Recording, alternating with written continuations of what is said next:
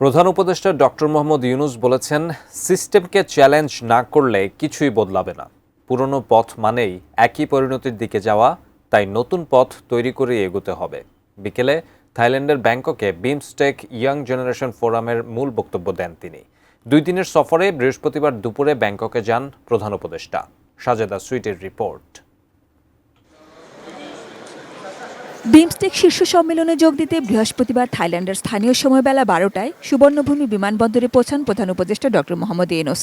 থাই minister জিরাপন সিন্ধুপ্রায় তাকে অভ্যর্থনা জানান। Good afternoon.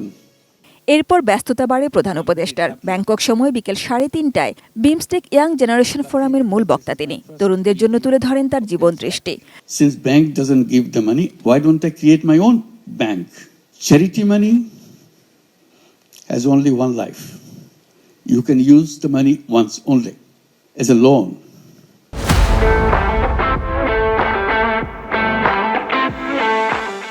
Money comes back. Use it again. Since bank doesn't give the money, why don't I create my own bank?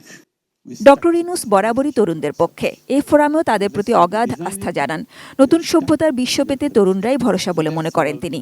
আত্মবিধ্বংসী চলতি সভ্যতা ছেড়ে 3-0 নতুন পৃথিবী গড়ার আহ্বান জানান তরুণদের প্রতি। Simply become aware. It can be done in a different way, in a better way, in a sustainable way. That's the direction we want to go.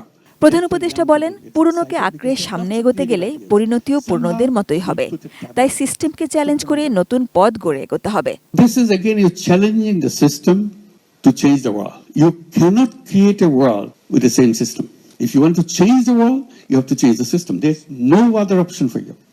No matter how you argue with it. If you go by the same road, you'll always get to the same destination. If you want to go to a new destination, you have to build a new road. এর আগে দুপুরে 7 দেশে পররাষ্ট্রমন্ত্রী আঞ্চলিক সংযোগ বাড়ানোর জন্য BIMSTEC maritime transport cooperation চুক্তি স্বাক্ষর করেন। বিমস্টেক সচিবালয় জানায়, পণ্যবাহী জাহাজ চলাচল ত্বরান্বিত করার পাশাপাশি বাণিজ্য ও ভ্রমণ বাড়ানোর মাধ্যমে বঙ্গোপসাগরে সামুদ্রিক পরিবহনকে বিস্তৃত করা এই চুক্তির উদ্দেশ্য।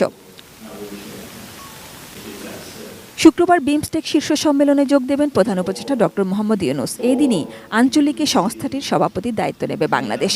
এরপর প্রধান উপদেষ্টা ডক্টর মোহাম্মদ ইউনূস এবং ভারতের প্রধানমন্ত্রী নরেন্দ্র মোদীর বৈঠকের কথা রয়েছে।